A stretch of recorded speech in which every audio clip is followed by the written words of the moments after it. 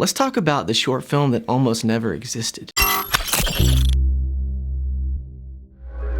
The goal was to make a TikTok as soon as we could before I had to leave for paternity leave. With Luke and his wife about to have their baby, we decided we needed to move our office, which is housed at their home, back to the apartment where Luke used to live and where we started the company. I now live there, so in a weird way, we've moved Sozo Bear Films back to the very spot it began. Literally, my desk was right here, and now my desk is gonna be right there. Crazy. I was over here.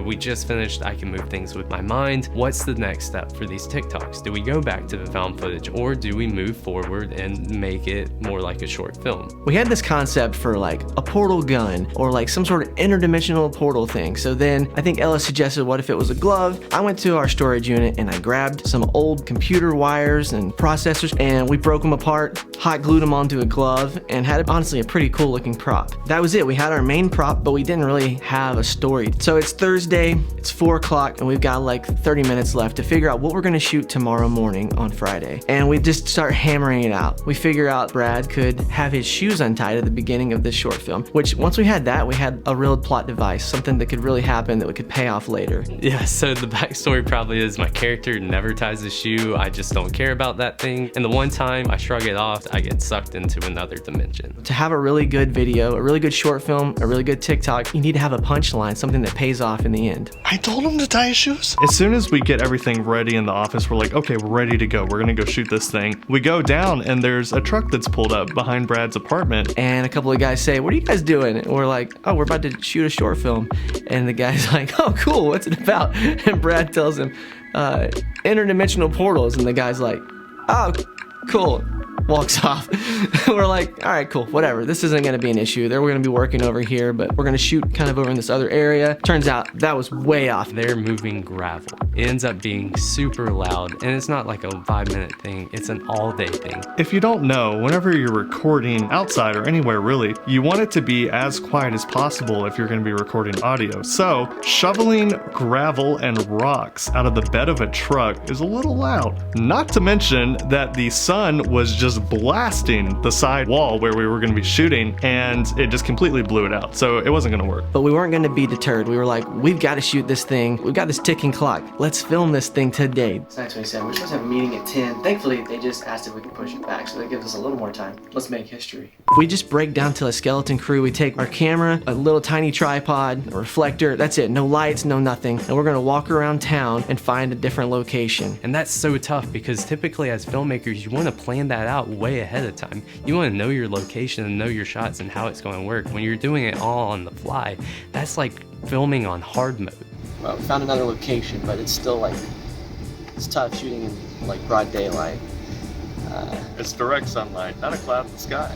Thankfully, we found a cool spot. We set up, we start filming, and it's really working. For the most part, shooting went on without a hitch after the hitch. The only downside to that was we didn't put on any sunscreen, and we spent the entire day outside, and we got roasted. We looked like this.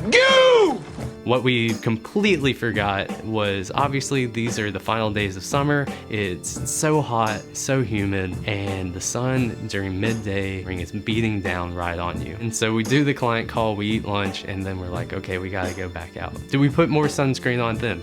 Absolutely not. Why would we do that? That makes way too much sense. So we go and we start filming and we hit a roadblock because we're getting into some difficult shots where we need people holding reflectors, someone holding camera, but also multiple of us on screen. So we call Amanda up. I came into the office the day that Brad, Luke, and Ellis were gonna do the shoot, and then I had to go do a meeting with a potential client in town. All of a sudden, I'm in the middle of my meeting, and my phone starts going off. I was like, oh, dang it. How unprofessional. I'm not trying to like rush the meeting or anything after this, but I have it in the back of my mind that if they need me to help, then I probably need to like get over there ASAP. So I wrap up the meeting, it went really well, and I head over. We had this one part where me and Brad had to hold the green screen above our heads, and this green screen is pretty gnarly. So me and Brad are like reaching for the stars. We're trying to like just keep our arms still and not shake, and that is so difficult to do when you have like baby weaning arms.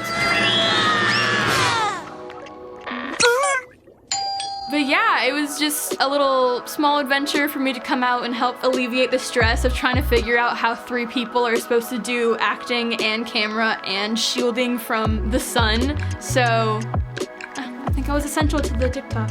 This is a little side tangent. I got made fun of whenever we were filming because I couldn't say this line to everyone else's liking, where I was like, hey man, you need to tie your shoe. They were just like, you need to tie your shoe. And they were making fun of me, and it was like 400 takes. He did get it right, probably way earlier, but we were so sunburned and delirious. We thought he was getting the lines wrong, but he was actually getting it right. And action. Oh, hey man, your shoe's untied. Hey man, you need to tie your shoe. Brad, your shoe is untied. Your shoe's untied. Hey man, hey man, tie your shoes. Why? Hey man, your shoe's untied. I start editing it, the next week. By midweek, we have a pretty solid edit. Ellis starts working on the VFX for it. It's looking really great. I just remembered how terrible my day was when I had to handle that tax stuff. Ellis is trying to show me VFX and I was on hold with the freaking IRS for 2 hours. You want money? Okay. Yeah, Okay. why not? Listen to me. Am I out of line here? We've got a pretty solid edit happening and I'm like, I'm gonna take stuff home with me. The next morning I'm supposed to come in. We have a doctor's appointment for the baby. It's a normal checkup. Well, that morning, Carrie's water breaks at like 7:30 in the morning. It's crazy, right? We're freaking out. Luckily, we had our bags packed. We take them with us just in case they say go to the hospital. When we get there, they check her out and they're like, yep, your water broke. Head on over to the hospital. And I'm like, holy crap. So now we're in it, man. The baby's coming and I am on dad duty. And I was like, oh no, it's just me now. So, whenever we got into doing the effects for the glove, this was probably one of the most VFX heavy videos we've done in a while. And I just started making stuff that looked pretty neat, at least to me, and then I would send them over to Luke to see if he approved on them, and I think that he was maybe sleep deprived the whole time because he was just like, yeah, it looks great.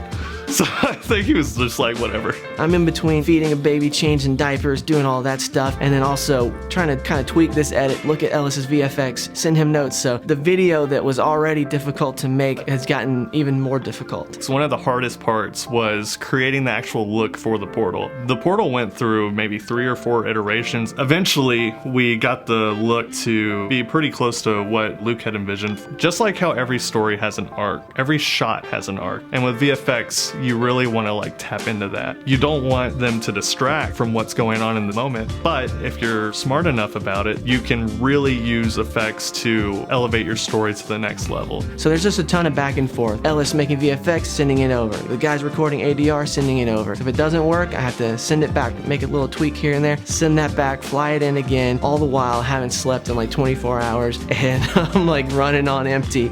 But you know what? We did it and it turned out awesome. I think it's such a testament of what filmmaking is always going to be like. You're going to run into obstacles and you got to adjust. Not everything's going to work perfectly. And this project is such a testament to that, but we pulled it off. I'm really proud of it. I honestly think it's one of the best shorts we made in a while, and it's TikTok. And that's when we said, let's just embrace this. These are vertical short films, and we told a good story, and I think it turned out awesome. Thanks so much for sticking around until the end of the video. That means that you liked it, which is a good thing. If you are a mega fan of Sozo Bear Films like I am, then you gotta make sure you're subscribed, clicking that bell, following us on all of our social media platforms, especially TikTok if you really like this video. Click this link up here to go check it out, and we'll see you next week on the next Sozo Bear Films vlog.